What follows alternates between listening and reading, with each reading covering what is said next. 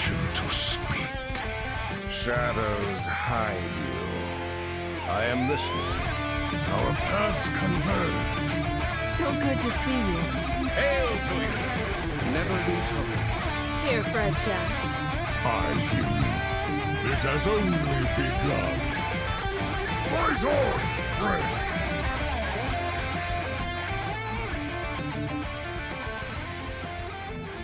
Welcome to episode 488 of Concede, a Hearthstone podcast dedicated to making the competitive side of the game more accessible to you. It is Saturday, March 15th, 2025, in the evening. Coming to you from Nomergon, Ohio, it's me, Edelweiss. From North Rend, Massachusetts, we have Wicked Good. Hi. From Teldrassil, California, we have Megasa. Hello. And from all around the world, we have you, dear listeners. This week's episode is brought to you by our producers, Number Theory, Crash, Beef Squatch, David P., Jeremy T., Bottle Caps, Grumpy Monk, The Burger Club, Kirk Regan, Grizzly Bear, May, SSJ5 Goku, and NY Kiwi. And by our patrons of the week, Lou Reardon and Prakash. You can go to patreon.com/CoinConcede to get perks like a thank you at the top of the show, early access to new episodes, one-on-one coaching sessions, and help support the show in the process. If you would like to support the show but cannot do so monetarily, please consider leaving us a 5-star review on your podcast feed of choice, as it always helps other people find the show. So, Life and Ladder, we are in that time, which is longer than usual, maybe not for a core set swap, but then, I don't know, I feel like having 2 weeks between Theorycrafting and release is like kind of agonizing. Well, this is the world in which we have pre-release brawls, right? So now we have that pre-release brawl in that week between the Theorycrafting and when the set goes live. So it's not like we're going to be sitting here like looking like Squidward out the window at the new meta that's going to be coming. Like we'll still be able to do the pre-release brawl. That will help. But I've been playing Horizon. It's finally. Oh, have you? Oh, yeah. This is news. Okay. Finally getting around to Horizon Forbidden West, the series that has had the misfortune of always coming out at the same time as some other huge game. Yeah. What was it? Breath of the Wild on the first one, and then Elden Ring on the second. Yeah, that's right. Yeah. Well, I am not beating my head against the final boss of the Elden Ring DNC. Did that a little bit as well, but I was like, you know what? Instead of just trying to beat this one boss, I could play a whole game. Yeah. That I have to like go slow and be very careful because of my motion sickness. So try not to like make sudden camera movements, especially in underground areas. That was always where I had the worst trouble, where I occasionally threw up. But so far, it's been going pretty well. I think playing on a like huge TV via the PS5 is also maybe a little bit easier for me than when I was playing it on my computer, like on a monitor in front of me. So. Yeah. Otherwise, have you tried it in like performance mode versus resolution mode to see if like one of those is better for you than the other? Interesting. You know, I haven't changed the settings since I first fired it up, so I'll like double check that. But I feel like I often now go in and see like, hey, what are your accessibility features? What's like the best thing? But maybe I forgot to do that. Yeah. Yeah, because like I wonder if like 60 frames a second is better or worse for you than 30 frames a second. Yeah, I don't know. I mean, when the brawl's here, I will definitely dive into that. But it is always kind of nice to go, oh yeah, other video games that like can be paused. How novel! Yeah, imagine having a pause button when you have a small child in the house who can interrupt you at any moment, and yeah. Yeah. And then eventually you get to my kids' ages where you don't have to worry about that because you don't even know that they're in the house for days on end if you're not careful. So I do have teenage girls descending on my house for a sleepover as we speak. So I am very happy to be hiding in here with a closed door away from all of that. But I did decide that I really ought to try to get myself to legend before the Frankenmera starts, because I looked at what is getting reverted and I don't want to deal with a lot of that.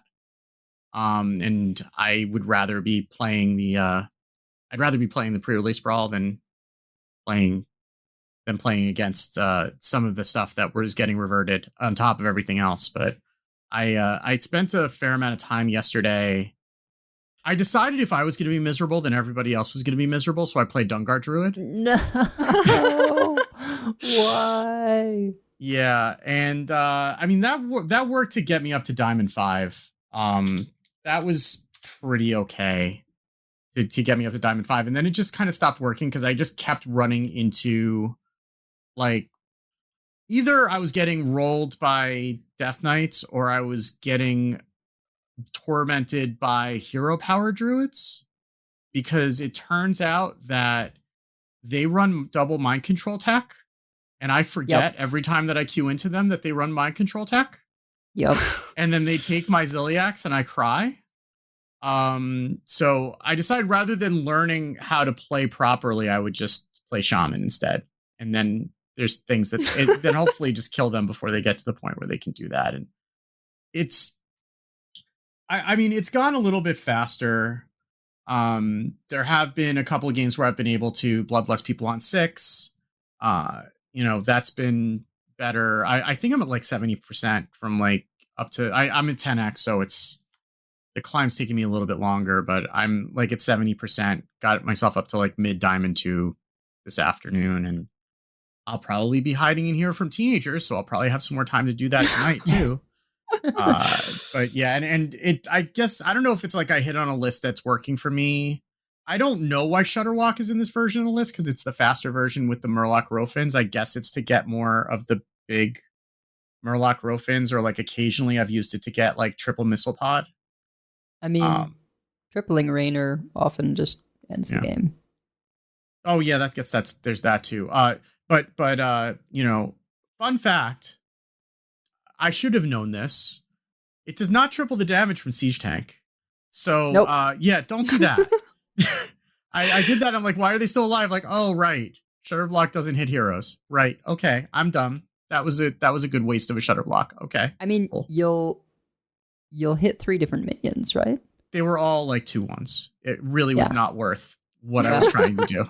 Whoops. Yeah. So that's a PSA if you happen to run the list as shutter blocking. I don't know if shutter block should be there, if it's just like it should be something else, but whatever. I'm not spending that much time thinking about it. It's like I'm not refining a shaman list at this point. It is what it is. It's so easy to forget that shutter block has that condition on it, because like the mental representation we have of it in our heads is just it triples battle cries, and keeping track of the extraneous condition is not important most of the time, so we don't. And then you try to triple siege tank and it doesn't work. Yeah, so, turns out sometimes reading the card does explain the card. So yeah. Sometimes it does. Yeah. Well, if you were annoyed just hearing about Dungar Druid, I had an excellent game against Dungar Druid. I've not been able to play a lot in the past week just because I've been swamped with work. And really coin concede to my co-hosts for accommodating my schedule with this timing. But I did play a little bit more of the Aggro Protoss Priest because I'm enjoying it. It can go the distance sometimes in longer games or just be really fast. I had one game against Dungar Druid where I thought that I was maybe going to be able to smork them down. I was playing really aggressively and wide. I got them down pretty low, but then they got Dungar out. But I had such a wide board, and I had Deafen, and I had the Photon Cannon, and I just like dealt with the board. And then, but they had full healed with ANR, so I had to start over. And so we played all the way through their entire deck. They drew faster than me.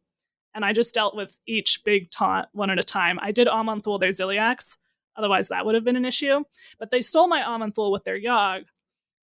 And then they got Toyrantis. They actually got 2 Toyrantises off of my Amonthul.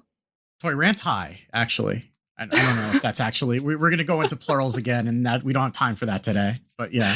We don't have time today. So and then of course they copied the first Tyrantus with the Amonthul. So they had a 14-14 taunt and a 16-16 taunt. Oh. But I had Vol'jin. I had a second Vol'jin from my Amonthul. So I swapped it with a Zealot, and then I put Orbital Halo on the Zealot, and then I copied the Zealot. It still took a few turns to win, because they kept hydration stationing more taunts in the way. But I did eventually get a bunch of Void Rays and punch my way through. And they never could clear the 1817 charge zealots on my side of the board. Kept just giving them Divine Shield with Artanis. So it was very satisfying. And actually the person did add me after, but did not flame me. So appreciation to you, opponent, for doing that. And yeah, also, PSA, I did actually just add this into news. So the quest for the event is bugged. It says Druid cards and Dark Gift cards count double, but actually it's everything that's not that. The other class cards count double. Well, What? Yeah. So if you've been playing Druid for it, I'm really sorry to inform you that that's why it's taking so long. But if you switch to if you switch to Shaman or Priest or anything else, it goes a lot faster if you still have to finish that. I guess that's fair. If you're playing Druid right now, you probably don't deserve nice things. So, like that's... So apologies to the Druid bug. players. Yeah. I was behind on it because I've been working, and so someone said that bug was there. And so because of that, I went through it pretty quick. Yeah. Or most of the way through it pretty quick because I started late, but I could definitely see myself getting very frustrated by that. But it is in the known issues.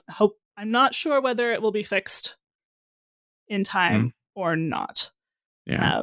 It's funny because I cleared that entire quest playing Druid the whole time.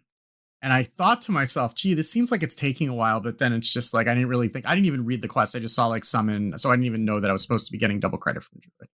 And like, I just felt like it was taking a while. Like, okay, fine, whatever. I'll just keep jamming games until it finishes up, and then I'll be fine. So, yeah. Yeah. Well. Yeah. Yeah. So we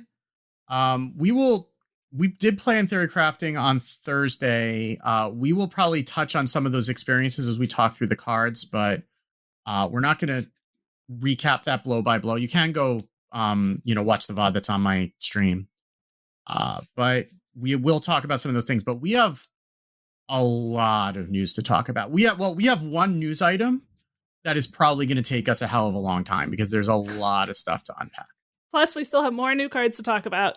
Yes, we have the rest of the cards too. So we're just going to go get into that and get started with it. Gadgets and Gazette always gets the scoop. So we got a blog post. Boy, was it a blog post. Titled Into the Emerald Dream Community Events and Balance Patch Preview. The community events part we will go through quickly because there's some of it's already done. It talks about Theorycrafting. That's in the past now. It talks about the pre-release Tavern Brawl that starts on March 18th when patch 32.0 is released. You can open your packs early and then play in a mini heroic brawl. So you can play up to 6 wins. You will get more packs from Into the Emerald Dream. The more wins you get, there are also at a certain point you will get some Into the Emerald Dream commons or rares. At 5 wins, you'll get a rare along with the commons. And then there are also some Great Dark Beyond packs that are mixed into the pack rewards as well as you progress through. The card pool is the core set pre-rotation, the event set pre-rotation, the Great Dark Beyond without the Heroes of StarCraft mini set, and Into the Emerald Dream. And the dev comment is the card pool is selected after feedback from the first pre-release Tavern Brawl told us you wanted to explore the new cards more and see less of the older cards. At the same time, we want to make sure that you have enough eligible cards to build complete decks, even if you didn't buy any pre-purchase bundles. So we didn't want to remove all non-Emerald Dream cards from the event either. We excluded the Heroes of StarCraft mini set because its cards tend to be used together in bunches. We used the pre-rotation versions of the core set and event set because it avoided confusion and technical issues stemming from the 2 versions of those sets being live at once.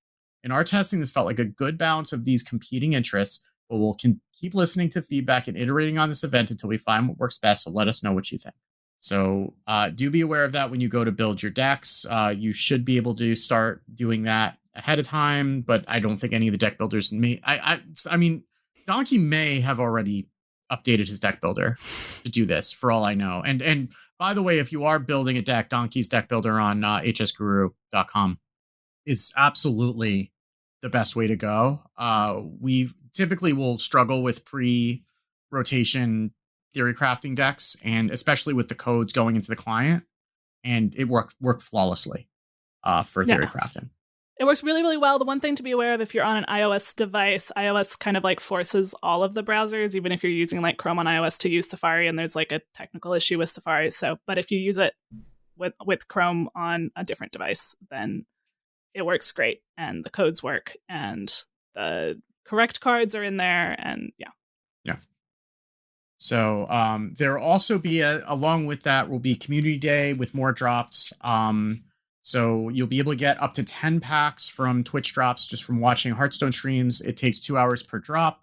The first drop will be 3 Year of the Pegasus packs. The second drop will be 3 Great Dark Beyond packs. And the third drop will be 4 Into the Emerald Dream packs. So you'll have to watch a total of 6 hours to get into the Emerald Dream packs. Just turn on your browser and leave it there. I might move normally my streams are on Mondays. I will probably move my stream to either Tuesday or Wednesday of next week. I haven't decided either. If either you want to join me, you're more than welcome to as well.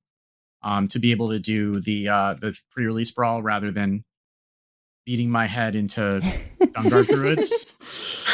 So I'll put somewhere in the Discord when I decide when that's going to be. It's going to be 7 Eastern, whatever day I do it. It's just I don't know which day it's going to be yet.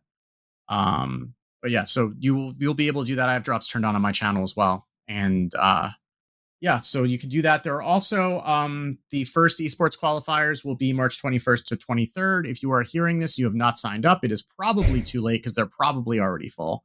You can still put yourself on the wait list. Apparently for these, there is not everyone who signs up typically will attend.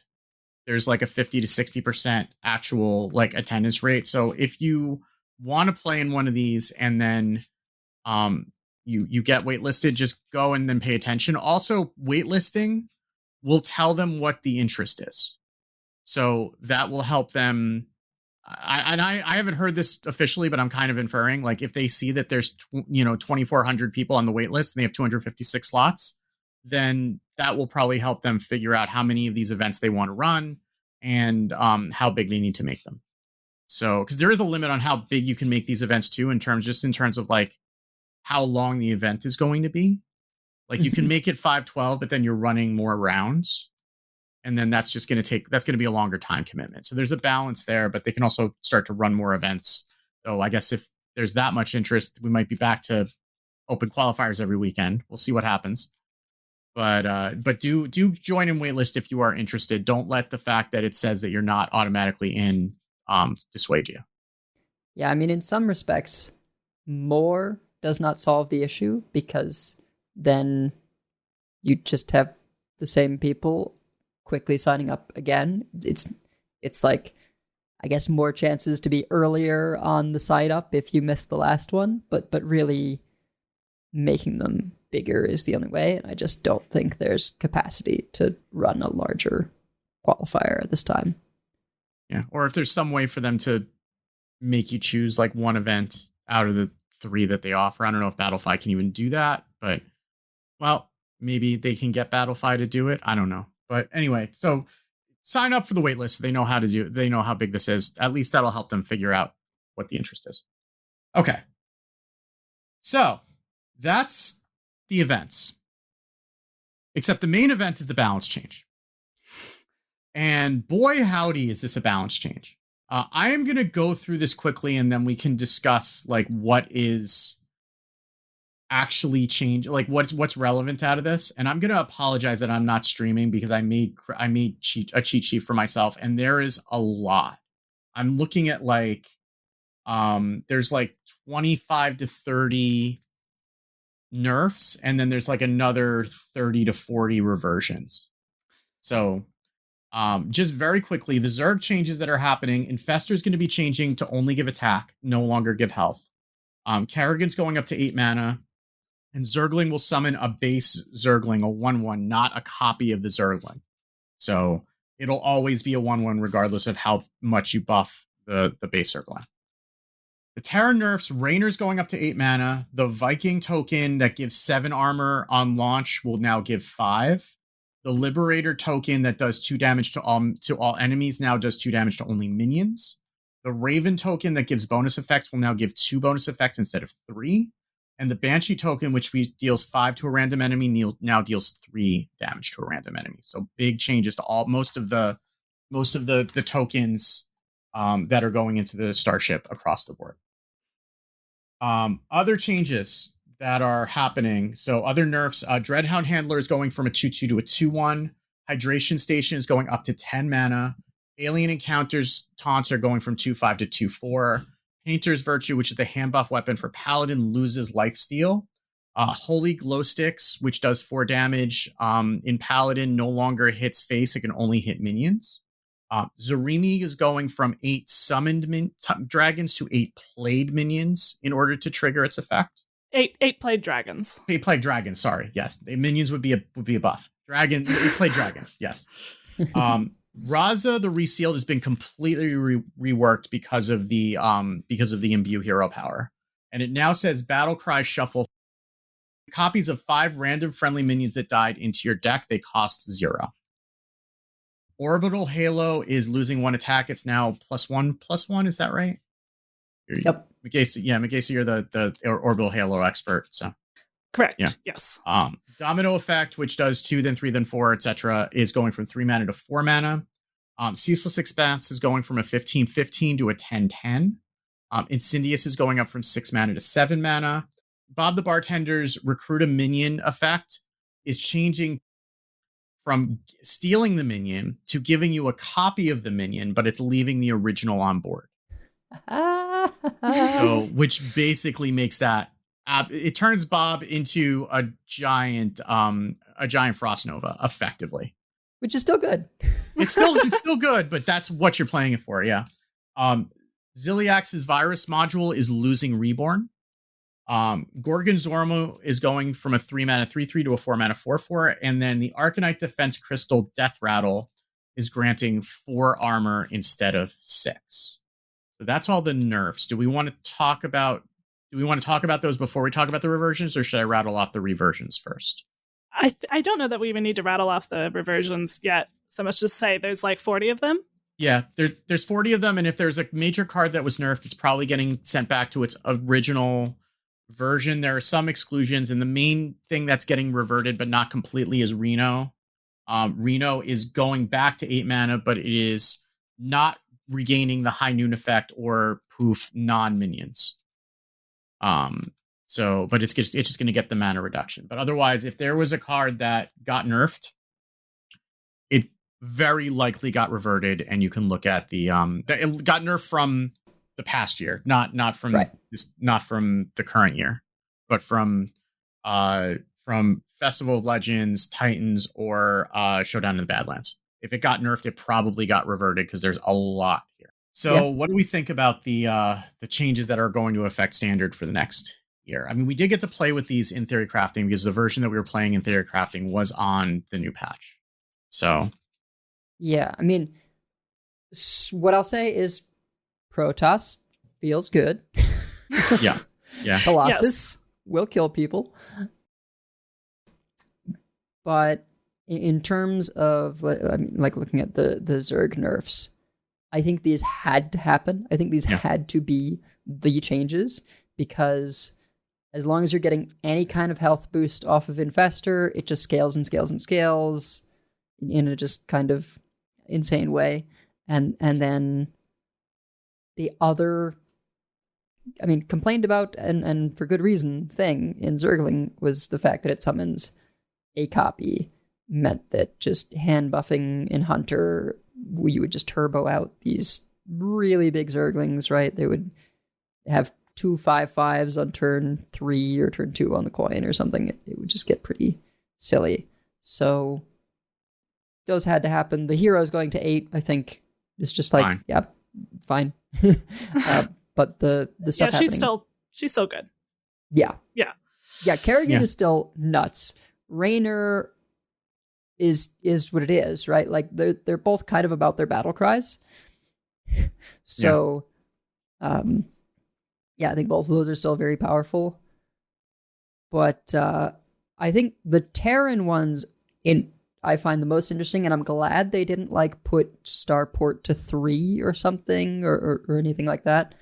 I feel like these changes basically make the Terran cards like really good kind of tempo and board control-y sort of support cards, but they no longer just kill you. Like you're not just gonna die to Raynor on 7 or even 8, right?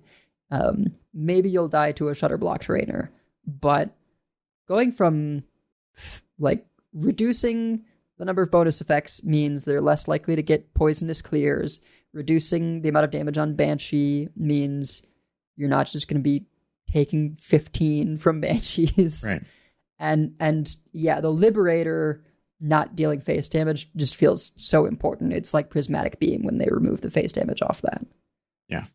Yeah. And I think you didn't say it, but it's kind of implied, but I'm just going to outright say it. I'm pretty sure Zerg Death Knight is dead after this change. Like or at least it's going to be significantly fairer. Oh yeah. Like we ran into a couple of infestors in Theorycrafting. It's like, oh, I get to just kill that now. That's not scary at all. Because like, especially, I mean, it was already in trouble with Death Growl and Yelling Yodeler rotating. And then this is just on top of that. So you're not going to really be able to double up those death rattles as easily. And now with that change, I think it's going to be very hard to go all in on like infestor type things. You're going to have to, you might play a Zerg Death Knight that's kind of a little bit more mid-rangey and maybe a little bit more of a varied approach, but you're not going to be able to go all in on just triggering infestor. I mean, and Viper is still a good disruption tool, but it's not like a degenerate, oh god, all their stuff has reborn. They will never die because they reborn at not 1 health. Right. Yeah. Yeah. It's more about the disruption. And also, and you still won't see Viper in every deck because you need to have other Zerg cards generally to make it super. I mean, I suppose it just rats the stuff still, but if you don't have other Zerg cards, you won't kill it. Like if you're going to run Infestor in DK, like it's still going to be you're running like all the Zerg cards. Yeah. You're not running like a little bit of that package. You're running everything anyway. Exactly. We won't see Viper being like Dirty Rat, where it just gets thrown into decks that are not running the package. Yes, I think that's true, because Dirty Rat's still around, right? And something's wrong if you need 4 Dirty Rats. Yeah, and like you could play Ghost in Terran decks and nobody does, right? Yeah, I mean that's a little different because it specifically hits the lowest card, not necessarily minions, right? Whereas a lot of times there's like big minions you're trying to hit. Yeah, but like you have decks that have Shutter Block in them, and you would think that would be something that somebody would be degenerate enough to do, and nobody does. I mean, it was done, and it wasn't good enough. I do see a world where it is now more powerful. Yeah. Because the issue before is it's like that just wasn't good enough to get rid of people's value. Yeah. And it may be now. But Viper, it was just like people weren't throwing it out there for disruption. They were throwing it out there to give all their Zerg reborn. Because they would usually live through the hits more often than not. Or if they didn't, they came back with equally as much health, and then also the infestor died, and so actually everything's bigger at the end of it than it was when it started. Yeah. Right. So we're definitely going to be seeing a lot less of that. We had one game where we were playing a warlock that also had the location stuff. I think I remember this correctly from Theorycrafting, and we got Infestor off of Hive Queens, and we're like, oh yeah, this is great. And then the attack was helpful, but we were like, oh yeah, this is much less helpful than we thought. I think there's a world where like you do like a Zerg triple unholy, because I forget what it's called, but it's Grave back. Strength? Grave Strength is back. Oh yeah. So and Infestor buffing the attack, still good, right? I think you just do a sort of swarm DK triple unholy with Grave Strength, and it's just like an additional way that you're gaining attack. But it definitely is going to be doing some sort of soul searching and figuring out like, well, now that going all in on Infestor is no longer actually going to just win you the game, you need to figure out sort of how to incorporate other support tools and means of getting over the finish line, because you're not just going to make your minions unkillable. And honestly, if that's not all that great in the meta, I don't think that's a bad thing. Like, at least if it's not competitively viable, that's not a bad thing. Like, I think there's still a way to play that deck if you really want to, but not being something that you're going to see on ladder at high ranks is probably a good thing. It's like, if we're seeing that at high legend ladder, then something's gone very wrong with the new set. I mean, I wouldn't mind it if it's part of a triple unholy deck. We have not had triple unholy for a year. Right? Yeah. Grave Strength was the reason to do that. And I think we either didn't have access to it or just like wasn't good enough. Yeah, I mean, there's going to be a very different meta. And yeah, I don't mind the StarCraft cards sticking around if it's a little bit of a different kind of situation than we have now. Just the decks have changed, the way that they're using the cards has changed. Protoss dodging everything, definitely in Theorycrafting. Protoss felt pretty good. We even had, I don't know if it was the correct thing to do, but we had a somewhat faster priest that had just the zealot stuff in it, as well as some Zarimi things. And we actually did get Zarimi out in that somewhat faster thing. We'll talk more about priest later on. Yeah, and I guess, and the virus module losing reborn, we ran into that a couple times. Ziliax did not feel like Unkiliax with that module anymore. Yeah, people did twin perfect. Yeah. Well, I mean, even when we had it there was a couple times that we saw that module in play, and it was not nearly as scary without the reborn. Yeah. Oh yeah, it kills 2 things, not 4, and then it comes back and it kills 2 things, not 4. If they res it with hydration station, which we did still see hydration station at 10. Yeah, hydration station, and I think that's probably a fair card at 10. I think it should be 10, really. I think the only one that may not be enough is Arcanite Defense Crystal. It is not enough. Yeah, because we definitely did see a lot of the Death Rattle Demon Hunter that we talked about last week with the Arcanite Defense Crystal, and that is miserable to play against. It's funny. There were like no shamans and no Demon Hunters early on, and then people started playing some Demon Hunter, but not necessarily Arcanite Defense Crystal, and then people were playing Arcanite Defense Crystal, and it's like I would see something else that's a Death Rattle that costs 4 or less, and I'm like, oh, okay, this is winnable. If the only Death Rattle that costs 4 or less is Arcanite Defense Crystal, like, there is a very narrow window to win that game. Yeah. Before they just have insane amounts of armor. Or you have Hex in your deck. Like that. Those are the two ways. Either we had a fairly aggressive start against one of them, and we got them down to 1, and then they played an Arcanite Defense Crystal and the game ended. And not for us. not in our favor. Because they were able to then once they got 1 down, if you don't have a way to kill it, to either go over the top of it or kill it without tripping the Death Rattle, which there are not very many ways to do that in the meta that we're going into, aside from like the tradable silence, which if you have to play that, then things are very wrong, or hard running Hex because you can't run Thrall's Gift anymore, which is also not great. We had one bit where we were just trying to get at the Hunter hero power to go onto King Plush, because that was our only way through, was to King Plush all of them. And it just like, we just kept losing the 50-50s.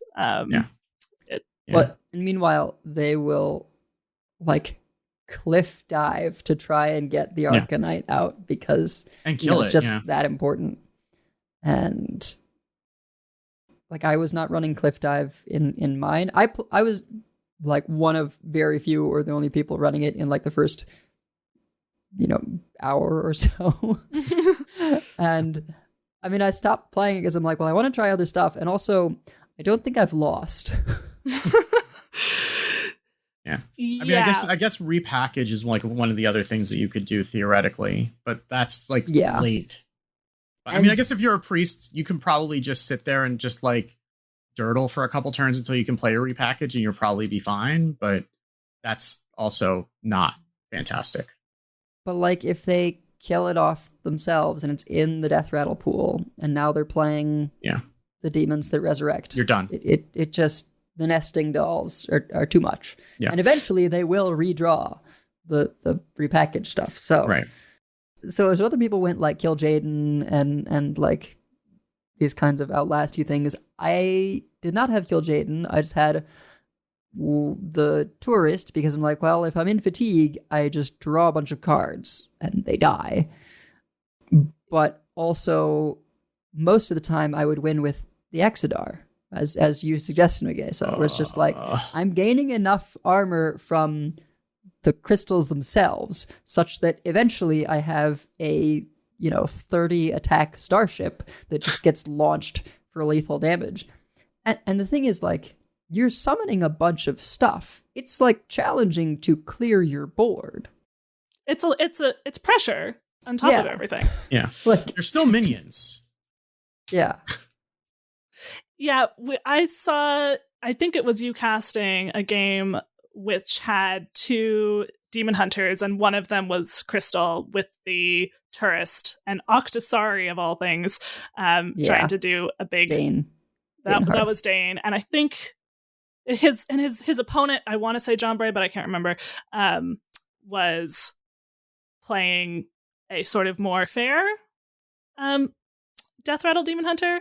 Yeah, and as intended, right? With Dread Seeds, and there's the Quillbore that I think is...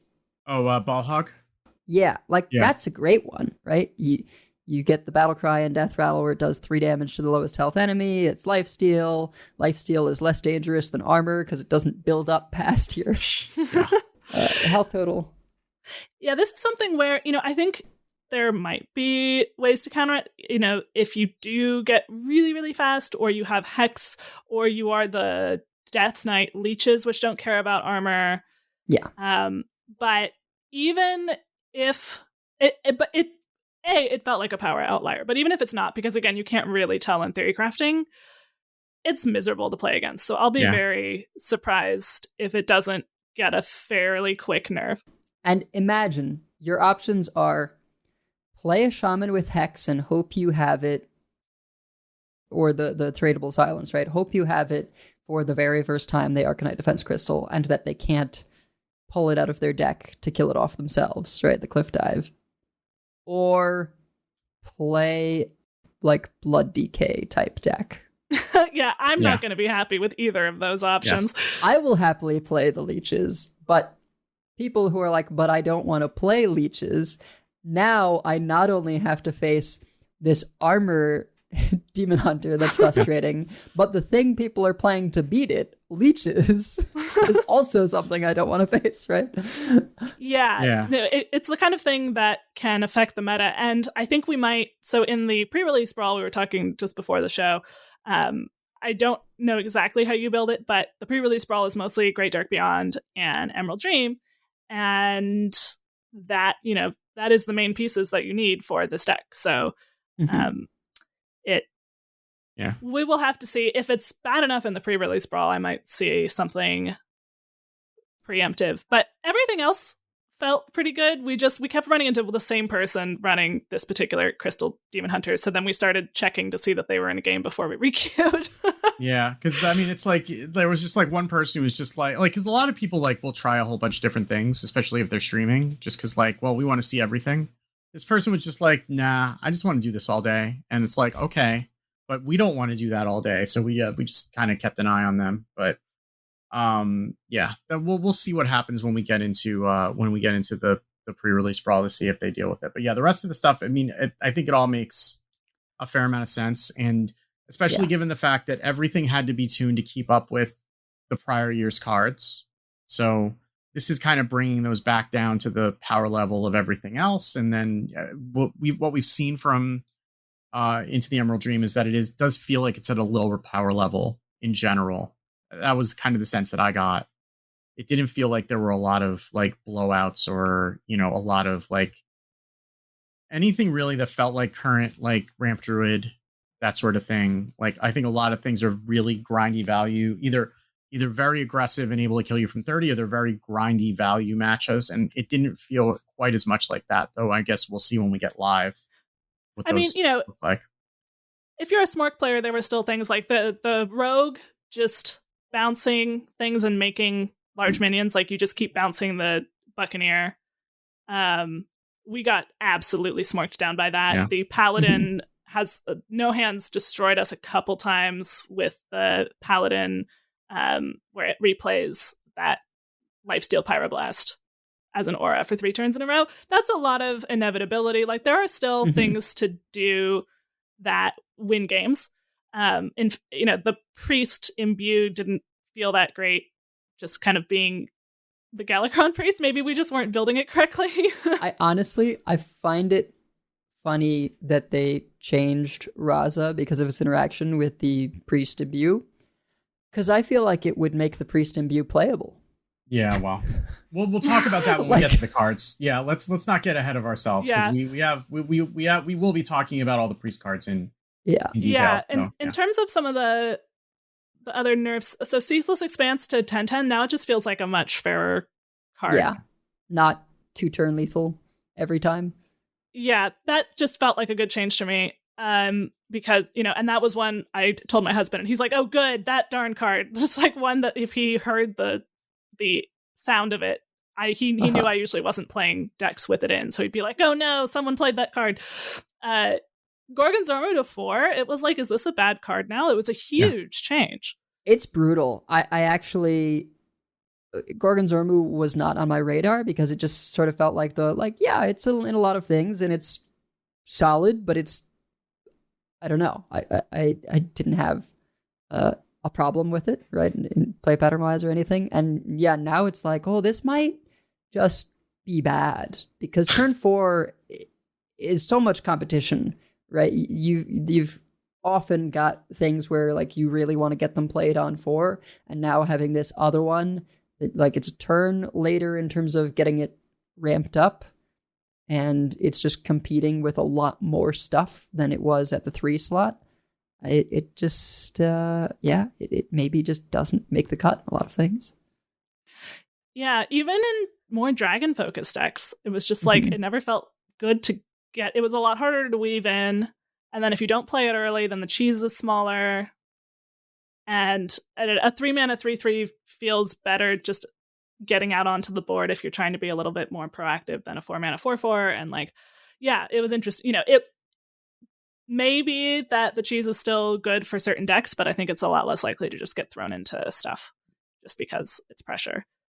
So that one surprise, nerfing things by 1 mana does make a difference. Yeah. Oftentimes. It turns out when your only options are integers, sometimes those integers are big jumps. Yeah. Yep. So we do have some known issues from both the current patch and the patch to come that were announced as well. So the big ones are that the first of all, that in 31.6, the Dark Nature event quest, like we said, is backwards, so it's giving double credit for anything that's not Druid or Dark Gift. So that's there. And also, players are unable to paste deck codes created with the official deck builder into their collection. Go to hsguru.com, use this deck builder. You'll be happier than using the official one anyway. That should just guide you to the right place. So things that are going to be addressed in hotfixes that will be there in 32.0. Drakari Enchanter is visible in the core set. It is not actually part of the core set. I don't know what happens if you try to build a deck with Drakari Enchanter, but I would not rely on that if you can. Doomkin was reverted. When he was nerfed to a higher mana cost, they also bumped his stats up. When they reverted him, they reverted the mana cost, but not the stats. So he's now like really swole, and that will get fixed. Spawning Pool should grant a full dust refund because of the change to Zergling, but it's not currently. So they will fix that. But do keep that in mind. If you're one of the people who goes in and dusts all of the nerfed cards, you may need to do a second pass to get your dust back from spawning pool. Shaladrisil is supposed to be generating the cards in a random order. Right now it's generating them in a fixed order. Jump Scare is revealing the cards that were shuffled to all players in the history tile. It really ought not to do that. And one thing that we found in Theorycrafting, the Black Knight's tradable effect is glowing green even if you have 0 mana crystals, and that's because you can trade it even if you have 0 mana crystals. So that's something they probably should fix, because that's dumb. So do be aware of that when you do update your client on Tuesday. So that is it for the news. We still have 3 classes that we have not yet discussed. So we need to go and do that.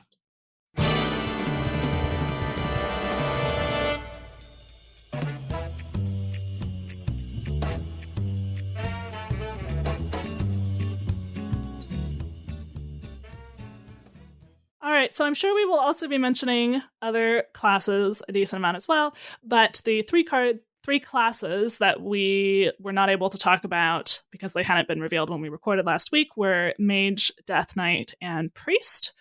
So we will go through them in that order, and these we were able to try all of these out in addition to some other things during theory crafting, and we'll also be talking even more about all of this probably next week. So starting with Mage. So Mage is one of the imbue classes, and its imbue hero power starts out the first time that you imbue Blessing of the Wisp will summon 1 wisp and then deal 1 damage randomly split among all enemies, and when you imbue it, it becomes summon 2 wisps, deal 2 damage randomly split among all enemies, etc. And of course it has some cards built around that imbue package. So Spirit Gatherer is a 2-mana 2/1 with Battlecry, get a Wisp, and imbue your hero power. And Wisp Rider is 5 mana, 4/4 Battlecry, imbue your hero power, then trigger it. We also have a legendary that's a payoff for having had a lot of friendly minions die during the game. So Asina is an 8 mana 6/8 undead Battlecry. If 20 friendly minions have died this game, deal 20 damage split among all enemies. And I suppose I forgot to mention we have some sort of payoffs for having wisps as well. So Divination, 2 mana, destroy a friendly wisp to draw 3 cards. And Merry Moonkin, 4 mana 3/6, at the end of your turn, gain 1 armor, repeat for each wisp you control. You could also just run wisp in your deck, although I don't think you would want to but it is a collectible card in court right now. You have lots of ways to generate them. That's how you're getting wisps. I think this is the best of the imbues.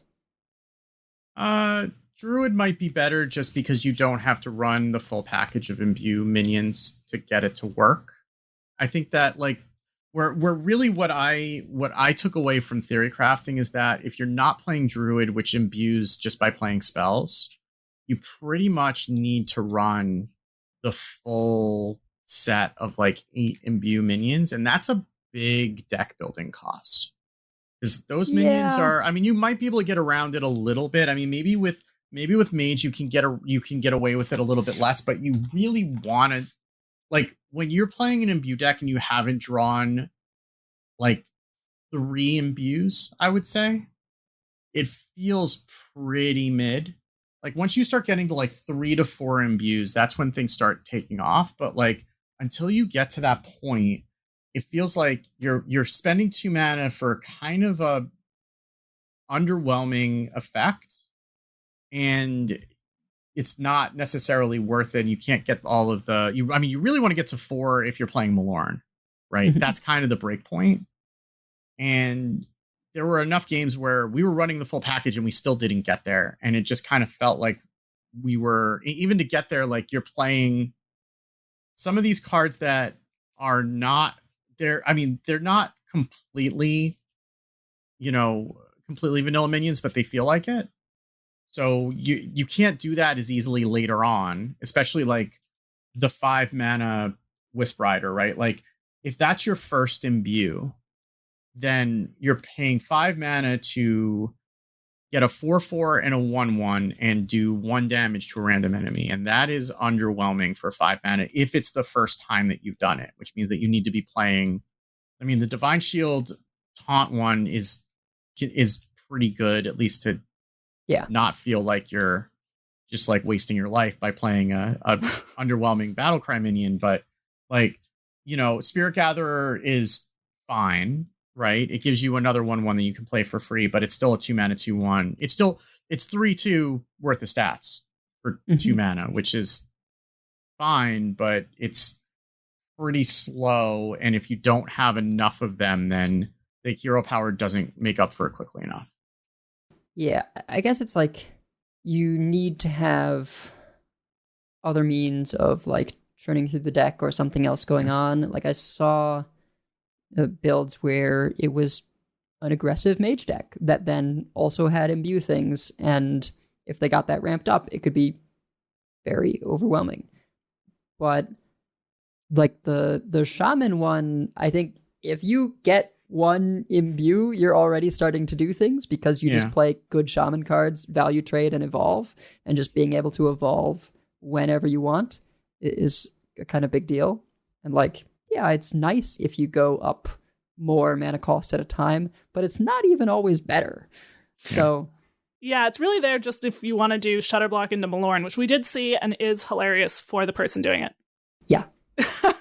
But Mage, I feel like it was the one where I was like, oh, this can like very quickly be like Odd Paladin, right? Yeah. Where it's just like, I just constantly have stuff in play. Yeah, it also pings your minions. And, I have Seabreeze Chalice, so we're clearing stuff. And you just always have things in play. I mean, I don't know if we go so far as running Raid Leader, but Donkey was running AFK, and that was terrifying. Because it was just like, oh, 5 Wisps, and now they're all 3/3s. What? There's a Paladin card in Peril, so you can Tor into it if you want. Busybot. Yes, that's very good. +1/+1 to all 1 attack minions. So that also can just happen to hit your Sing-Along Buddy, for example. There's lots of other 1 attack minions that you can run. I had made kind of a Swarm Menagerie Mage. I don't know that the Menagerie angle is quite what we want to do. We did get it off once with Jug onto 3 different minions, and that's a decent amount of damage to go face all at once. But it did feel like there might be something there with swarming. And then that plays in well into Acina anyway, who then can be a finisher if the game goes long. You're definitely not playing her all the time because it does take a while to get 20 friendly minions. Like, it's not like Reska, it's 20 friendly minions, so that definitely takes longer than. But also touring into Paladin gives you access to Grillmaster, which makes it so that you will draw Acina, so you'll have it for whenever it's live. Sure. So that's also something that you can do. Yeah, I just think there's a lot of angles. Definitely touring into the Paladin seems right, but it also means you're running Rayla, so you can use both drinks, which are both like 1-cost drinks, and be able to just do Rayla boards sometimes. Bunny was messing around with not touring, but doing mix Protoss Imbue. And it's like, well, one of these is going to kill you. Whichever half of the deck we draw, yeah. Yeah, exactly. It's like, oh, we got these synergies, so you die to Colossus. We got these synergies, so you die to Wisps. And of note, Wisp Rider, because it activates your hero power, that counts for Sing-Along Buddy. So if you do get to like the late game where you have 9 mana, you can go Sing-Along Buddy, play Wisp Rider, it'll activate the hero power twice, and then you hero power, and it'll be activated twice again. So you can get a lot of missiles, basically, arcane missiles going on. Yeah, I am excited to see what Mage does. I do hope we get a sort of swarmy minion mage. We haven't seen one of those. I suppose we had Elemental Mage, but yeah, we had Naga Mage once upon a time, right? That would be the last time that we really had. I guess other than Elemental Mage, that would have been the last time that we really had like a swarmy mage. But that wasn't necessarily consistent swarmy mage. That was just kind of like vomit a board once and hope it sticks. Yeah. Yeah. win if you're pocket, and otherwise probably not. Yeah. I wonder if there might be an angle that's like, it's not as great because this isn't swarm focused, but maybe you just run the sunscreen things because, well, if you consistently will have at least one minion that sticks, it's like, well, that's the one we buff to hit you. Yeah. And then, you still got the hero power. But yeah. Plus, if you're running Rayla, you want more things that cost one, more spells that cost one to be able to get more ticks off of Rayla. Right. Yeah. Plus, the weapon has 3 attack. That's a decent amount, And I ran that also because I didn't have any 3-drops in my deck, and I was like, volleyball, sure. I would for sure keep an eye on anything that incentivizes going wide. They're unlikely to be mage cards, so it'll probably have to be neutrals. But if you've imbued twice, it's like better than the odd paladin hero power, and we can go up considerably more than that. So, or anything neutral that has undead synergies, because the wisps are undead also. So if we get any more undead synergies or anything else that cares about a particular minion type, like that's something that you also want to keep an eye out for this, because they are undead. Yeah. I don't know that there will be that much of that this year, because our next expansions are Ungoro, which does seem like menagerie stuff potentially. Yeah. And then, well, Ungoro's going to be more elementals, I think. Sure, but yeah. Ungoro was like elementals and beasts. Yeah. Right? And then time, which is going to be just totally chaotic. But this is going to be there's also going to be a whole 3 more sets after that, right? So, I mean, the mini sets, but usually those will still go. No. I mean, like this is going to be in standard for another year after that. So there's going to be 3 more sets after that. Yeah. Sure. Yeah. Well, Mage also got so we saw a fair bit of people experimenting with the imbue, and we did as well. Did not really see, except for like discovered off tide pools and things. The other half of this package, it's kind of like a spell discovery or like very random weird. spells thing. Yeah. It's very strange. So there's Spark of Life, 1 mana, choose one, discover a mage spell or discover a druid spell. We took that off of tide pools a few times because 1 mana, discover a spell. And some of the druid spells are good. I don't know that we would run it necessarily. I mean, it gives a couple more ticks for Rayla or something, but I don't think we're running that like in the imbue mage.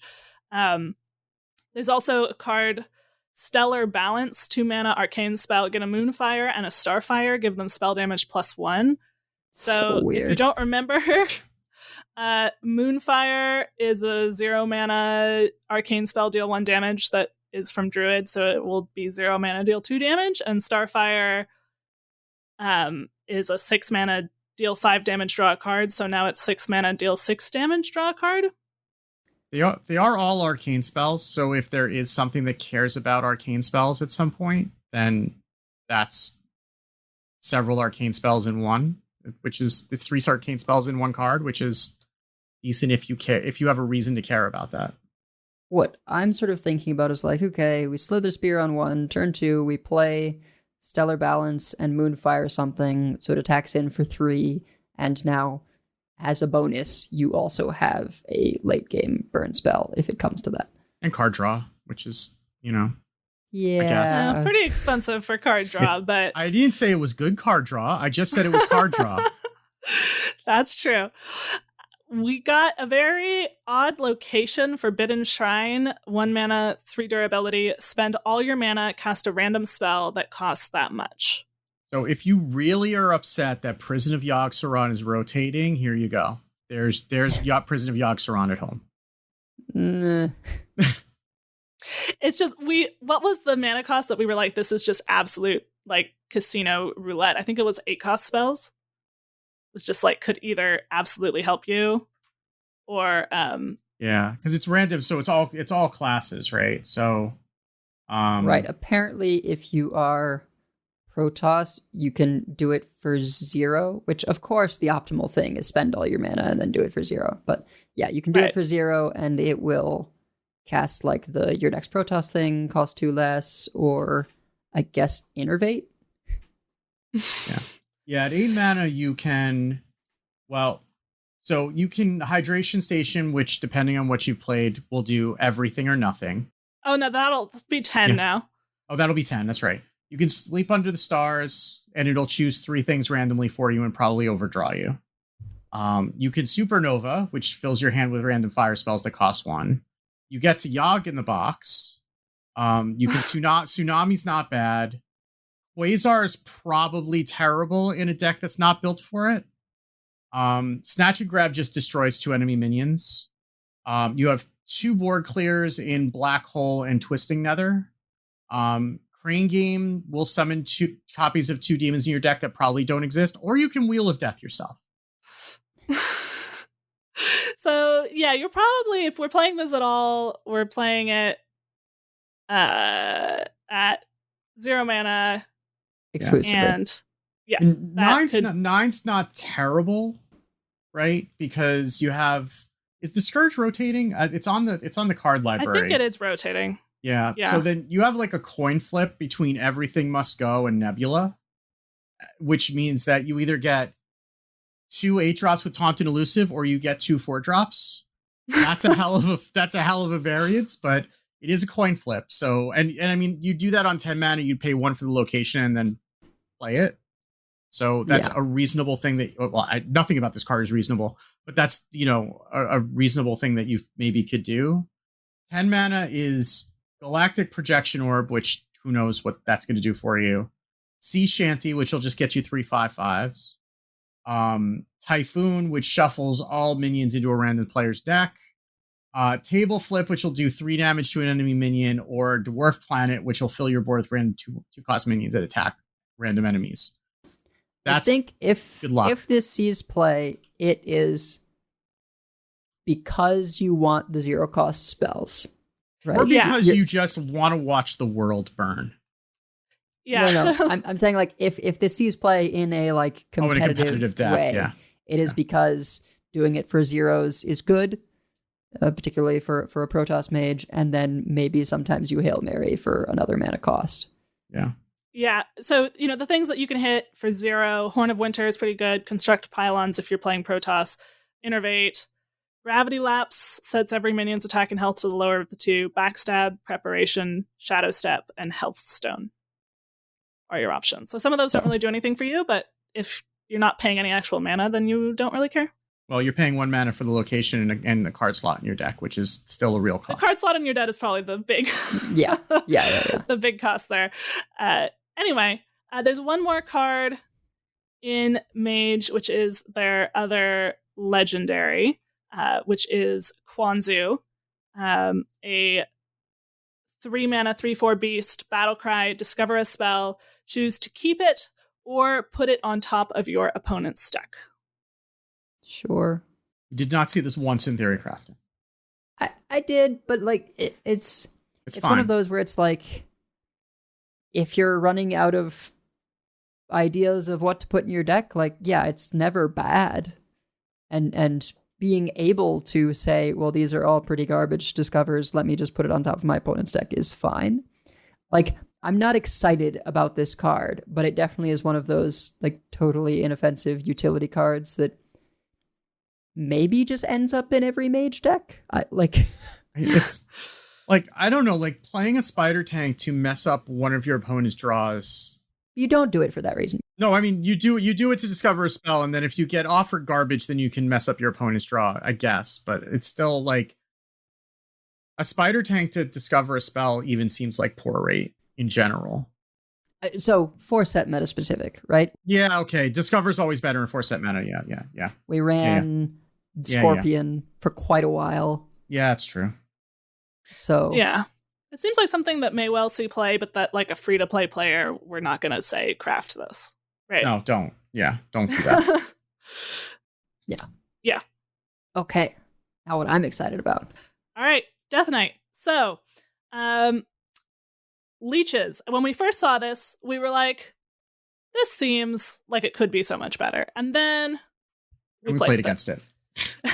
So, a leech is an uncollectible card, but it gets summoned by things, and we need to understand what they do. So it is a 1 mana 0/2 beast.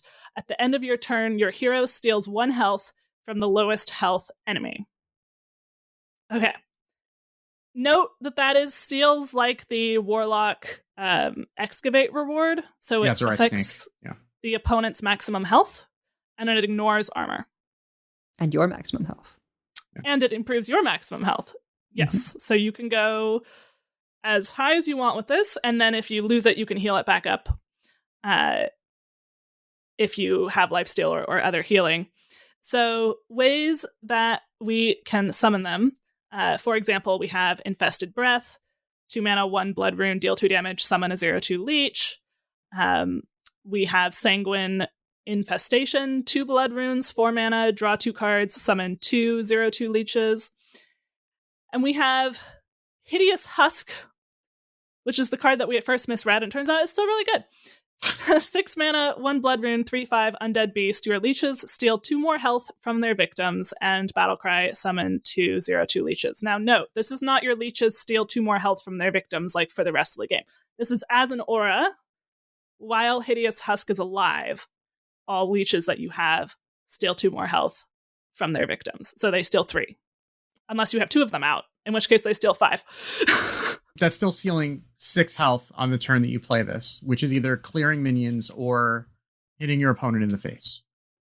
I went through a roller coaster with these cards because at first I thought that Hideous Husk was a permanent upgrade, and I was like, oh yeah, we want to get all the Hideous Husks we can to upgrade these. This sounds like my kind of Death Knight. This is amazing. And then I learned that it wasn't part of the battle cry, the upgrade. And I was like, oh man, now this just like, I don't know, is that very good? Just stealing 1 at a time?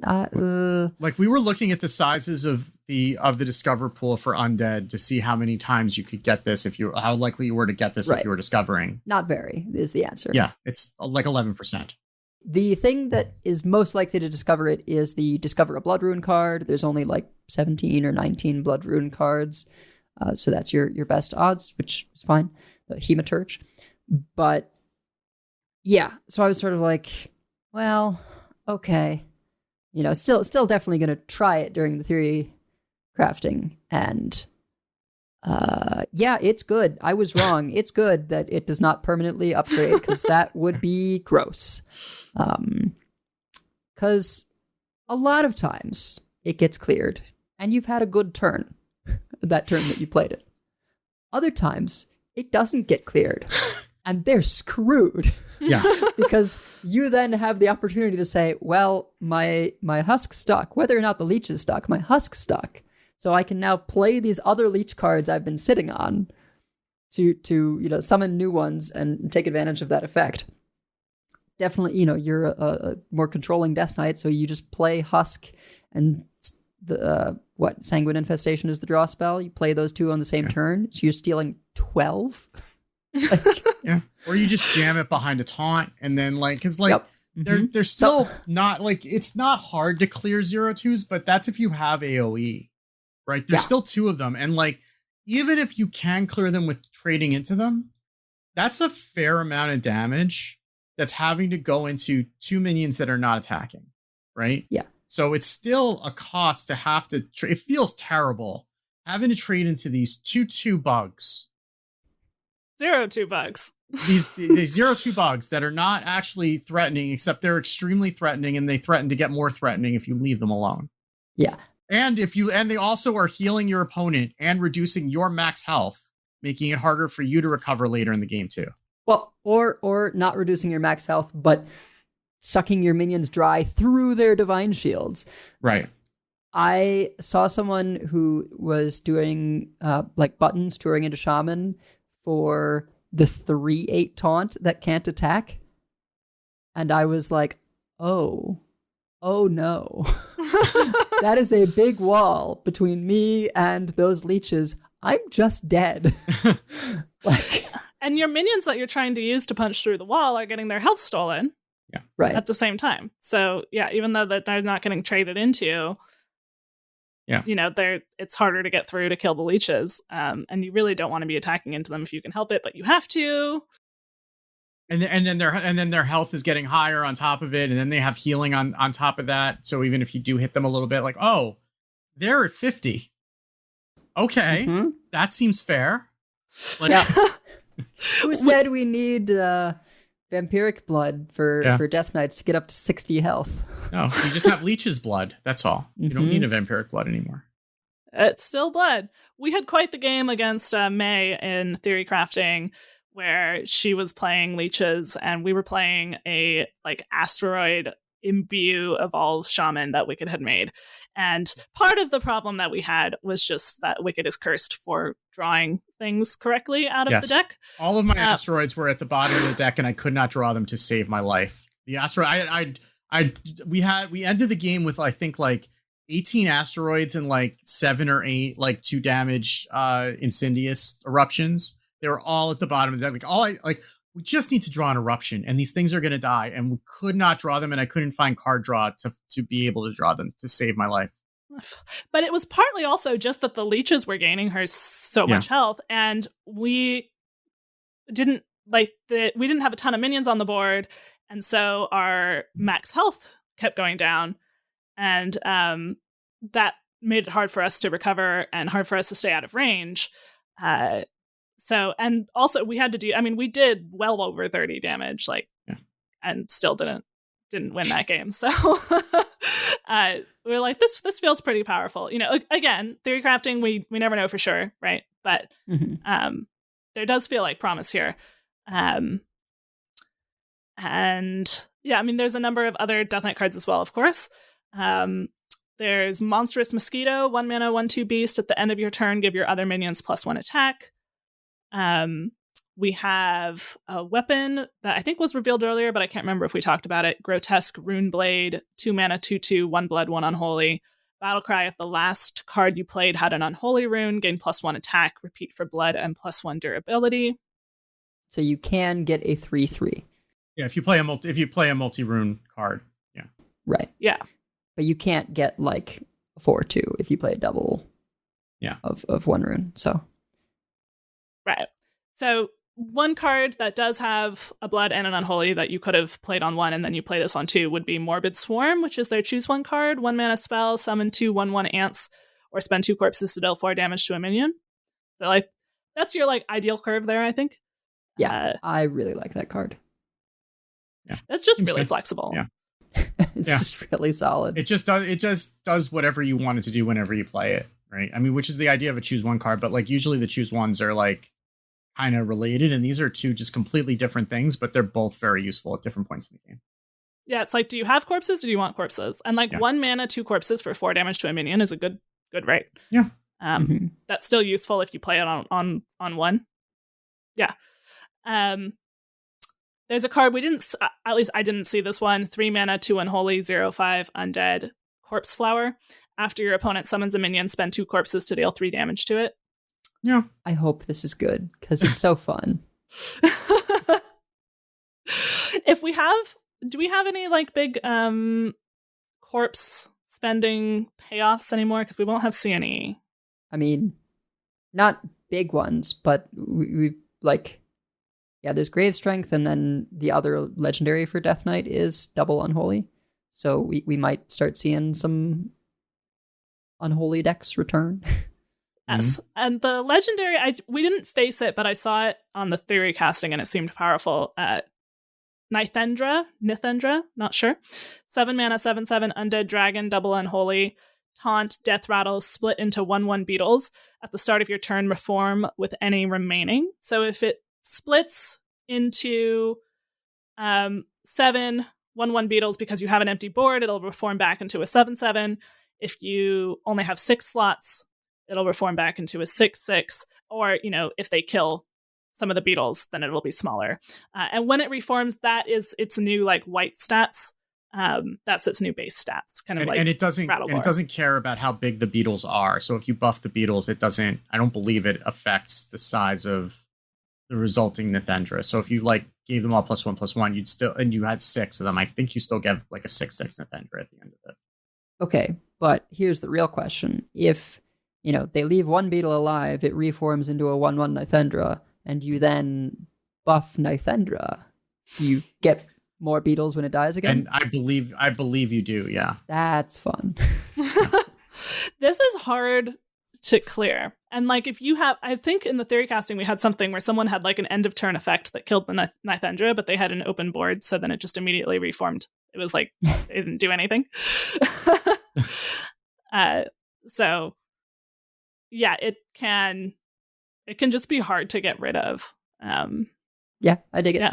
Yeah. But and the one thing to keep in mind, by the way, if you're thinking about, I'm going to buff this and make this really bigger, you still only have 7 board slots. Right. So like if you're going to buff like the main one, it's still only going to come back at best case as a 7/7, and that's if your board is empty when it dies.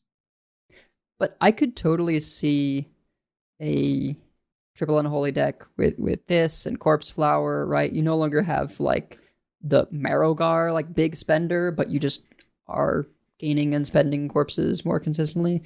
There's the new core legendary is to do with like giving you more corpses as well. So yeah. And yeah, Nithendra is a ton of corpses. Like, yeah. Yeah. It's itself plus all the beetles plus more if it reforms. Yeah. Yeah. So I might actually play some Death Knight. We will see. I don't know. Blood Death Knight is like, Wicked likes to complain about Thief Rogue. Ada likes to complain about Ramp Druid. We haven't had a lot of Blood Death Knight lately, but longtime listeners will remember. Long time. I'm still newish. Not that new it's anymore. Been almost 2 years, by the way. I'm just saying. Like it's getting close to 2 years that you're on the show. It's not that short of a tenure. Yeah. So we can say now, longtime listeners will know that Blood Death Knight tends to be the thing that tilts me. But I can still say these seem like cool cards. All right. Well, all right. Oh, and I guess one quick thing on Death Knight, like for Ursoc, we talked about this before. Remember that it attacks all other minions? Yep. Not just theirs? Which you might want, but... Well, yeah, but we did see it like attack everything on their side of the board and die. Not hit ours at all. Yeah. That was rather spectacularly unlucky for them, but it is likely that, if you have a board, it might not even really go to the opponent's board. So just keep that in mind. Yeah. All right. I guess Priest. We're here. So Priest is also an imbue class. And we found out what the imbue hero power was. Although at first we were like, we don't know what this means. So the hero power is Blessing of the Moon. It says, choose a priest minion or priest spell to add to your hand. It costs 1 less, but is temporary. When you upgrade that, it costs 2 less. It costs 3 less. So what does that mean? It means that you are given a choice between 1 random priest minion and 1 random priest spell. You don't say first, I want to discover a minion or I want to discover a spell. It's like, no, there's 1 random minion and 1 random spell. You pick it. It's temporary, but possibly free. But except for you have to pay 2 mana for the hero power before you see what you're going to get. Yeah. A lot of the time it's a false choice because you're picking whichever one is playable because it's temporary. Yeah, this is another thing that I kind of went through a roller coaster on where I was like, oh, it's good that you can't like keep them in hand because then it would be kind of like Galakron Priest, you're getting all this value. Yeah. And then when I saw that it is not pick spell or minion and then discover, Yeah. and that it is just pick random spell or random minion, I guess you get to see what random one it is before you make your choice. It's not good. Yeah. And this is one where you do need to run the full imbue package because you need to get this ticked up quick because 1 imbue on this is actively terrible. At least in the early game when you're doing it, because you're giving up your hero power that may actually be relevant to heal, right? And then you're doing this, you're paying 2 to get a random thing that you're going to play this turn and it's going to cost 1 less. Like, you have to get this at least to 2 to be like mana neutral for the hero power, for not be paying for the hero power. And even then, like it's going to offer you things that either don't fit your turn or they don't fit, they don't fit how much mana you have left. You're really punished for tapping last. I'll tell you that much with this one. But like this almost feels like Chameleos to me in a way where it's a thing that you're going to get at the start of the turn, because you're always going to have to start your turn assuming that you have mana left over to be able to do it. You're always going to start your turn with this, and then it's going to radically alter your plan if it's something that's good in a way that might end up sending you in the wrong direction, because you have to use it that turn or you're going to lose it. I mean, I don't know. I just found very frequently you just weren't presented with useful options, right? That it was just like either mediocre or like, well, this would be nice if I could hold on to it, but I know it almost feels like the hero power itself needs to like if the hero power costed 1. I mean, there is Papercraft Angel, which means that you're playing two bad cards to try to make something good. But yeah, but the fact that you have to pay it before, like we kept running into a problem when we were playing this in Theorycrafting, where we were like, well, do we start with the hero power or not? Because like it could be useless or it could be good, but then or we just want to play, like, say it's turn 7, we just want to play a 7 cost, right? Instead of do this. Yeah, it does sort of feel like, wait, Raza actually could have been really interesting, but because Papercraft Angel makes the hero power cost 0, they just killed Raza. That made it something completely different. They probably could have reworked Papercraft Angel to make this a little bit better, but then you also would have had to play Raza in every one of these decks, right? Which that's fine. Maybe it's like, fine. I don't know. Perhaps I'm wrong. Perhaps they did they tested with it and thought it was too good. But my impression, at least from the theory crafting, was just very frequently you look at your 2 options and are like, well, I guess I wasted 2 mana this turn. Yeah. Try again next turn. And I mean, this is also when Discover is going to be at its best when the card pools are smallest. I mean, not necessarily for minion and spell per se, but but I mean, the thing that's very weird to me about this mechanic is that it's clearly supposed to be in a slow deck, right? Because it takes a long time to get going.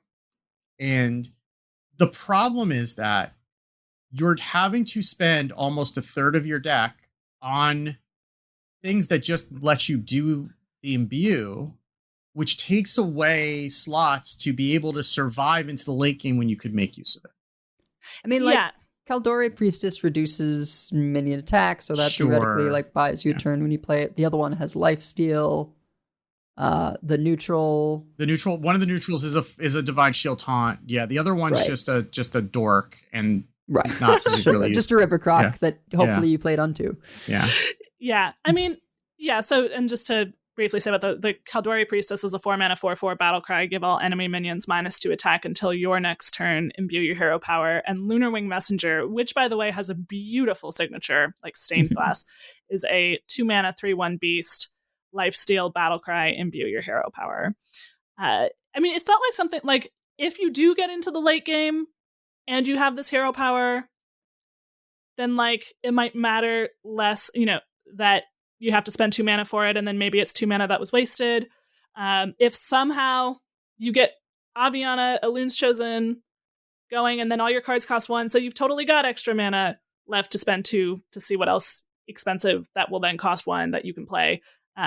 May did say that she did manage to make that work on a game, and then had 0 mana Mothership into 3 0-mana Colossus, which is like your best case scenario. That seems good. That seems good, but you have to get there, So, I don't know. We tried I had made just a straight imbue priest that we didn't end up playing because by that point it was later in the stream and I was not sure I had faith in it.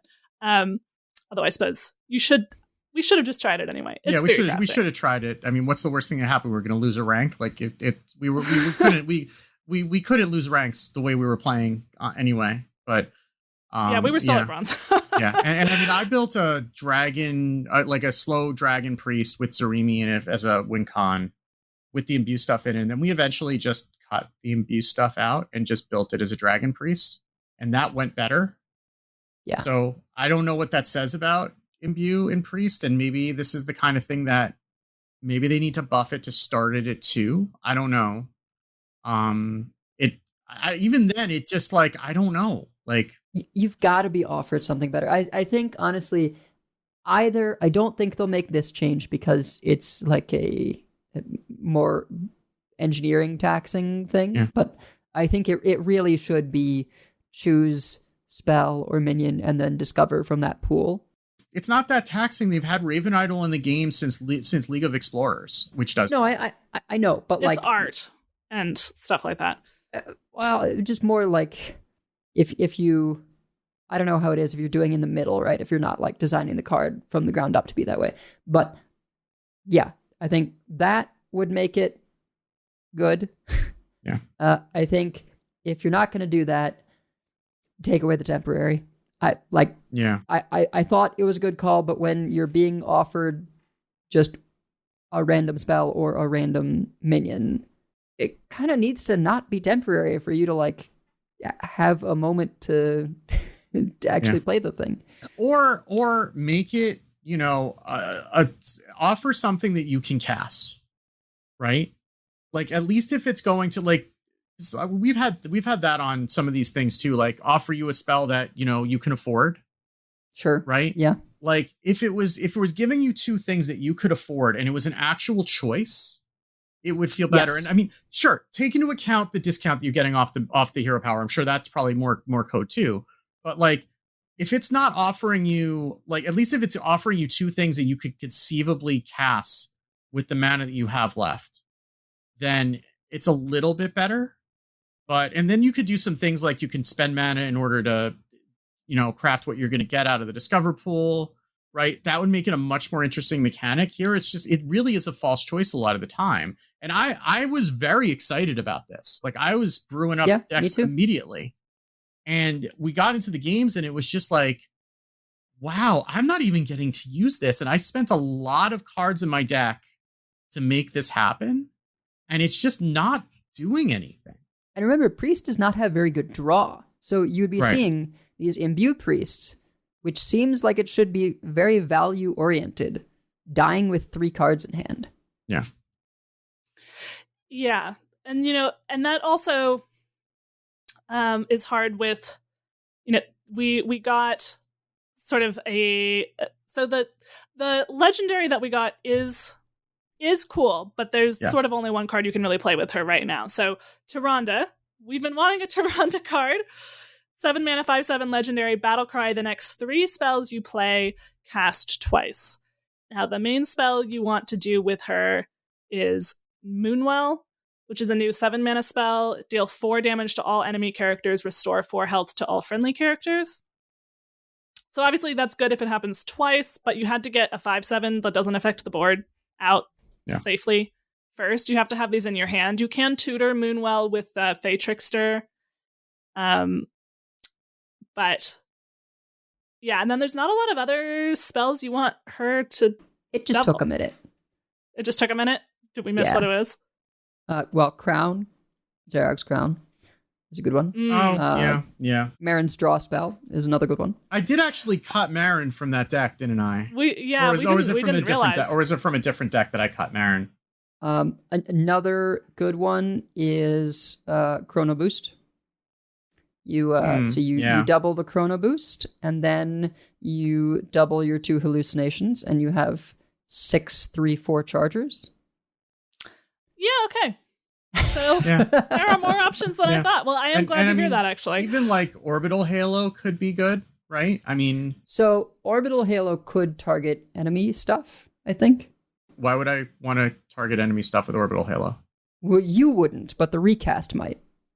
Oh, yeah, because it's random. Right. But Hallucination specifically is a friendly Protoss. Yeah. So, if you Chrono Boost and you get 2, 3, 4 Zealots, right? And then you cast Hallucination, it'll target your Zealots, right? So we saw this where someone just had 6 charging Zealots. Yeah. Like, at the point in the game where you're playing Tyrande, Fly Off the Shelves might actually be a decent hit for it too, because like Fly Off the Shelves is a real board clear in these decks now. Like, at least it felt like it in the decks that I was playing. But like, by the time you're playing Tyrande, you're not going to have a lot of dragons left in your hand. So that might help it kind of get over the line and get value out of it where it would be a dead card otherwise. Yeah, I mean, I think you're generally going for damage off of the Tyrande recasts. Yeah, I mean, there is the new Ritual of the New Moon, 5 mana, summon 2 random 3-cost minions, or if you have cast 3 spells, it will summon 6-cost minions instead. I think that's cast 3 spells while it's in your hand. Yeah. It will summon 6-cost minions instead, but probably, yeah, you're trying to kill them with Moonwell or with Protoss stuff, or... Getting 4/6 drops would be good. Yeah, I mean, Sensory Deprivation is a card that we haven't played ever, but might be relevant here too, which is a 6-mana shadow spell that summons a copy of an enemy minion. If you have 20 or less health, destroy the original. So if that's hitting 2 things, even if one of them's random, right? Like that's not terrible. Acupuncture deals 8. Yeah. Even delayed product. No. Which is no. I'm not saying. Okay, if we actually are imbuing, you might get offered it, and then it might not be terrible off of that if that's your choice, right? Yeah, but I think if you play Tyrande, it's because you're winning with Tyrande, in which case it's like Acupuncture, Moonwell to heal back up, Acupuncture again, they take 24 and are dead. Like, Tyrande is kind of going to be a combo-y or build a board sort of thing. Yeah. Maybe in an emergency, you do it to heal yourself a bunch, but... Yeah. So I guess, Funhouse Mirror could be interesting too, because if you're summoning 2 and then the first one kills it, then you just keep the copy of the second copy of it. Or no, it's good. Or is it going to? It's not going to. It'll have the first one happen and then the second one happen. Yeah. Well, I guess it's a question of how that works if there's only one minion on board, right? And if the minion dies from the first attack, is it just gone? I assume it would just fizzle. So, by the way, because people probably don't remember what Funhouse Mirror does, and I'm not necessarily looking at it like we are, it is a 3-mana shadow spell from, I guess, Whizbang that says summon a copy of an enemy minion and it attacks the original. So I assume if they have one minion, it'll summon a copy of that one. If it doesn't die, it'll summon another copy of that one. Right, but if it dies, then it's, if it dies, then it just fizzles, Yeah. I will note, this is a very goofy use, but Clark...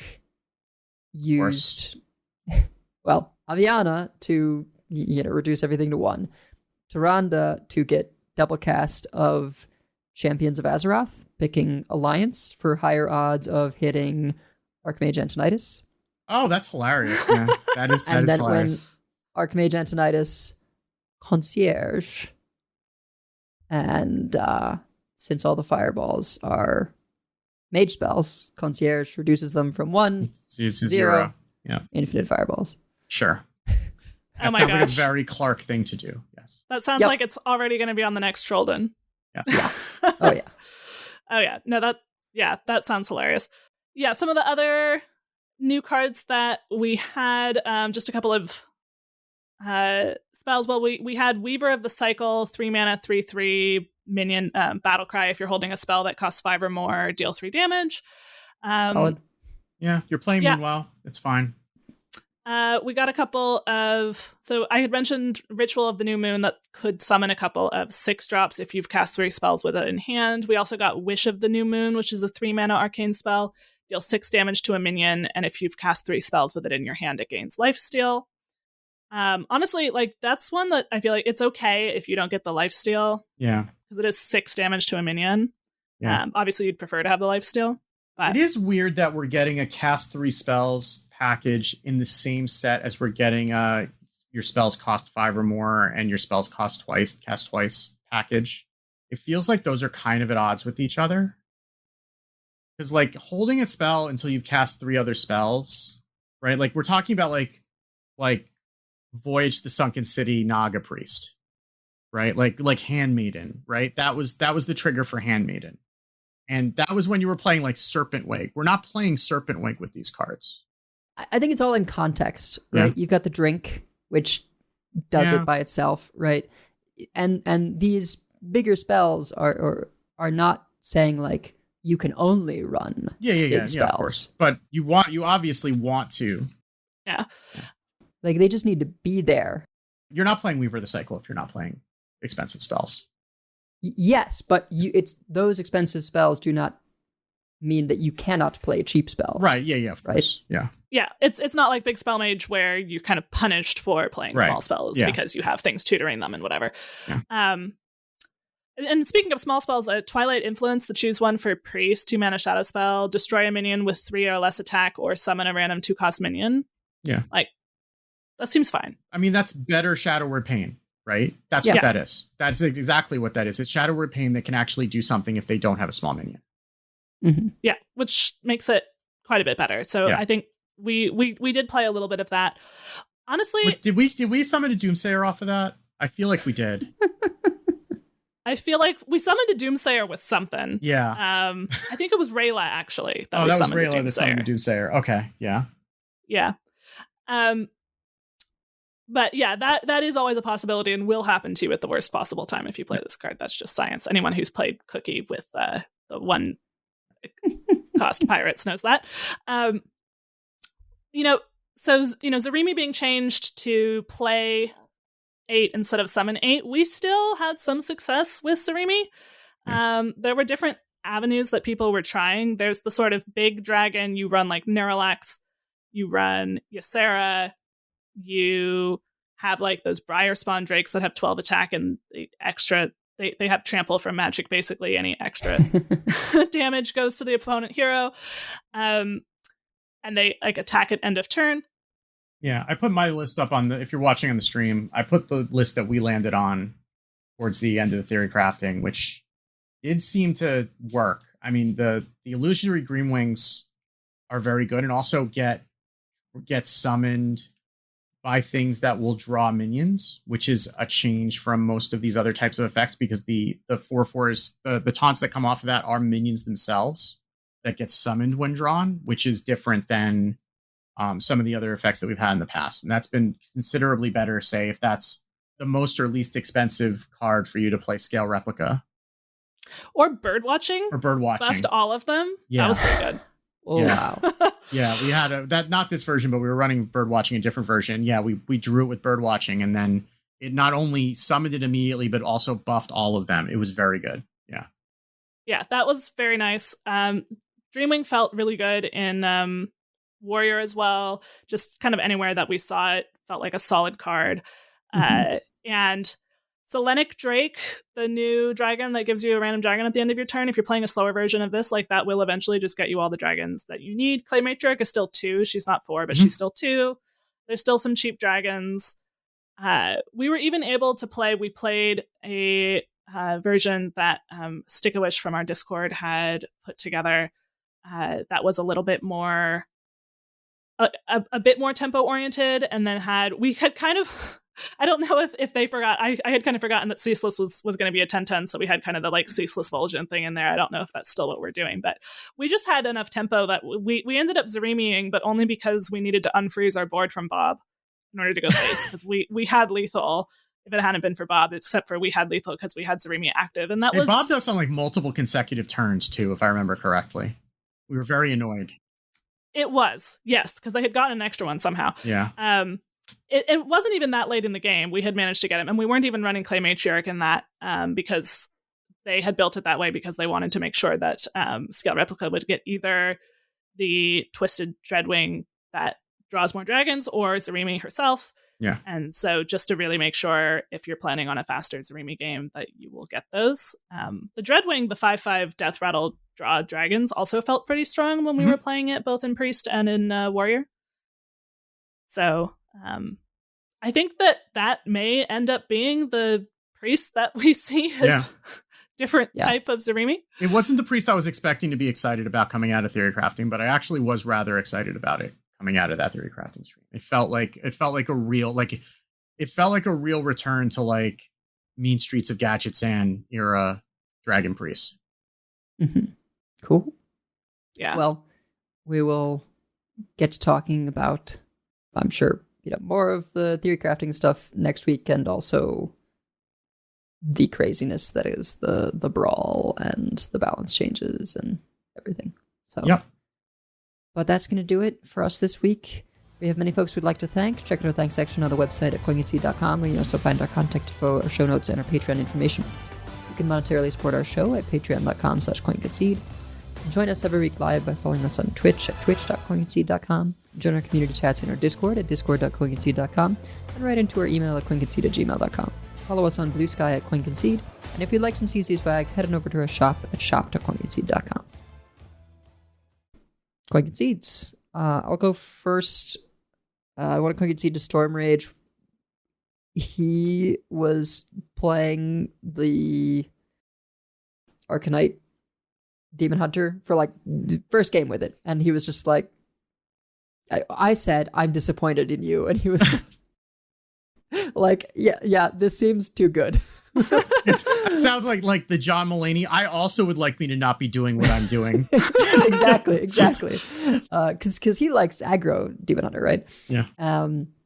But I kind of tried to imitate a Protoss imbue mage that Bunny had made, although I forgot Acina, which, oops. Game went quite long, as one could imagine. My Colossi did like 30 damage each or something. And we eventually got to a point where I was definitely running out of stuff. Finally had, like, I discovered the Discover a Mage or Druid spell, picked Druid, got the Frontier thing where you get a 10 cost legendary from the past, got Yogg. the like spin the wheel of Yogg Saron. Oh, that Yogg. Okay. Yeah, which ate the board and made a minion that was like 38 or something.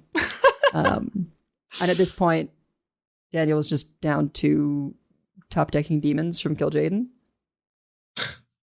And I very nearly got there. And then he got a window shopper. And I was like, no, not like this. So when it gave you the old Yogg, it didn't split it into pieces because that's a start of game effect. Is that how that worked? No. That was Cthulhu. Oh, that was Cthulhu. Okay, yeah. Old Yogg was spin the wheel of Yogg Saron. You had to activate it by playing 10 spells. Right, which you've done by that point. Yeah, okay. Oh, yeah. And what's crazy is, like, I was running out of time. It was at the end of the turn, and, like, it hit the only thing that would have been good enough, which was the amalgamation. Well, I mean, pyroblasting both of you until somebody died would have probably been pretty good too, but I would have lost those odds. I mean, not if you. I mean, sure, if you don't believe enough, then yeah, you need to make sure to praise Yogg before you slam him down. Yeah, but I think if I had been running Acina, there's actually a very good chance that I might have won that game, which is nuts. But he didn't have Exodar, which I think you need Exodar. Mm. Well, I mean, you both didn't have your win con in your deck, so of course it's going to go long. Then, you know. I had a win condition. I had Colossi. Yogg. The fact that they were doing like 30 damage and you didn't win. I did like 200 damage that game, Wicked. I mean, I did that with asteroids into May, and look what happened. You know, look how far it got me. One more. I guess I would do to the creators of the show Pantheon, which is now 2 seasons on Netflix. It was originally an AMC Plus. The best, like, most sci-fi in the sense of, like, making you think about the big questions. It's about uploaded intelligence. And it's like 2 seasons, 8 episodes each, 40-minute episodes. It's animated. It was so good. And I'm still just, like, reeling. I think it's an incredible show.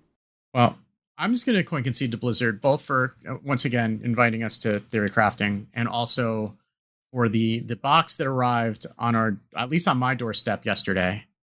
Yes. With Ysera pajamas and a sleep mask and a sleep hat and slippers.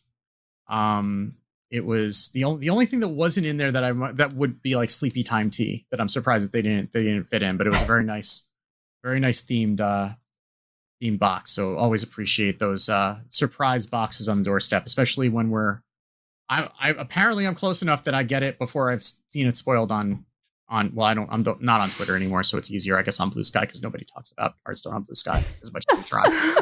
So, you know. Speaking of Blue Sky, are we were at least talking about, and you can cut this out of the episode, yes. not what we're doing, but we will be doing a bundle giveaway on Blue Sky. So to be the change we wish to see in the world of bringing more Hearthstone over to Blue Sky. Yeah. So I'll probably announce that on Monday. Just to try to get some traction. I don't want to do that on the weekend the first time. So we'll probably try to start that on Monday and then just have that go for like a week or so. Yeah. Yeah. And then I will coin concede. Well, first to my English student who gamely let me film a lesson with her for the class that I'm taking. And we had this great sort of 20-minute lesson, and then I had to cut it way down. But she's the kind of student who makes it easy to look like a good teacher, and is also very charismatic and entertaining. So that's all very helpful. But, almost a problem that she gets it so quickly, because then I can't show the process of scaffolding that you should use properly. So I had to be like, well, sometimes you need to do this and this. Also, coin concede, May, we had some fun games against her. And it's awesome to see her in Theorycrafting. Tito Santana, also friend of the show, and fellow Hearthstone podcaster. I think he also had like Just a Guy and Pilot and World 8 at different points on his stream. And of course, also thank you to Blizzard for the opportunity to do Theorycrafting and for the silly box. It is much appreciated. Yeah. So that's going to do it for us for this time. So until next time, keep calm and don't be a leech. And if you see us on ladder, coin concede. Coin concede. Coin concede.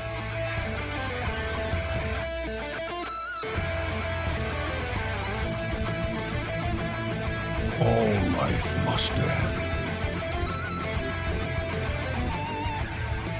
I yield for now. I concede. Well fought. I concede. You win this one. The victory is yours. You have bested him. I give up. You win this one, friend. You win this time. I choose death.